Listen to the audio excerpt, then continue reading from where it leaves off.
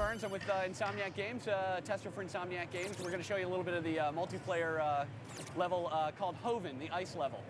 Basically what we've got is an 8-player game. There's going to be several skins that you're going to be able to choose from. It's going to be broadband. It's also going to support the headsets. Now basically we've got a robo character.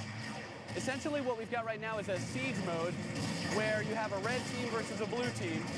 And right now, what we're supposed to do is take over the other team's base. We've got a red team member that's over here. I'm going to try and take him out. Got him taken care of. Now, while you're defending your base, you don't have to sit around and defend it and babysit it. You've actually got a lot of defenses here. We've got some troopers that are aiding. So you can actually go off on the offense, and as soon as the red team gets near this base, they're going to go ahead and start moving into action.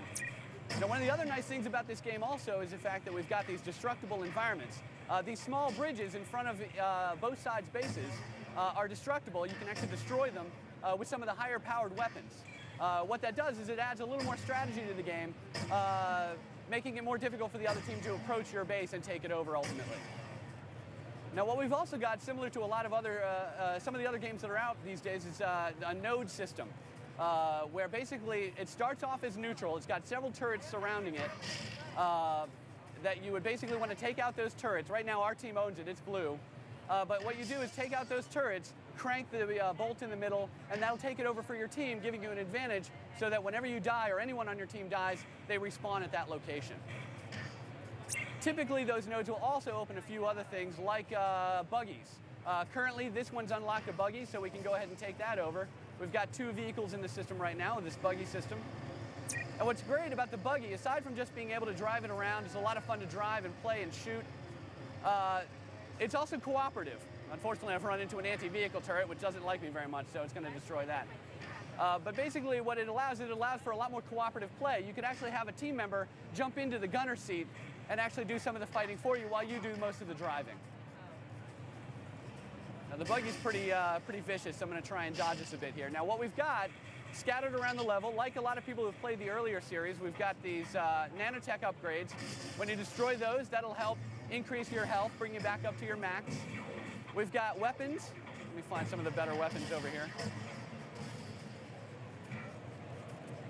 Let's see. Let's go over to these charge boots over here. We've got a charge boot, which a lot of Ratchet Clank fans will be familiar with, which allow you to kind of get into and out of a battle fairly quickly by double tapping R1. You kind of fly across to the other team's base. Now over here we've got weapon crates. This is a gravity bomb, also familiar to other players. When you want to switch weapons, you can either do it quickly by just tapping triangle 1 time. Now I've got the gravity bomb equipped, and I can fire the gravity bomb at this red team member. Try and take him out. Now when a player dies, they leave behind what's called a weapon backpack, which that guy just picked up. Any weapons you had when you died are left behind. You get to pick them up and use them for yourself. Now somebody's apparently trying to use the pulse rifle to snipe me from a far distance. I'm going to try and dodge a bit. You can see the destructible bridges. Ah, he got me. So there we go. Now what's happened is now that I've died, I can take a look at our respawn map, and any node that we own as a blue team shows up as a blue location. So I can either choose to start back at my base or go to one of these other locations. I can just start right back in the middle. Okay, head back over here. Okay, we got another red. It's probably going to give me a hard time. Let's do a little juke and weave. All right, I'm going to go ahead and head over to their base and start taking out those turrets so you can see the defenses. Now, both sides have a different set of defenses. Each side has these troopers, but on the blue side we have what are called ball bots, where it actually spawns these balls that will chase the enemies down. Here we have shockers, as you can see, pretty evident by what they're doing there. As soon as you get near to the other team's base, you can start taking out these other defenses. If I don't die before that, you can see these very heavily armed ball Gatling gun turrets that are going to start firing me. As I fire upon it, it's going to take the red team's base health down, which is shown in the top right corner of the screen.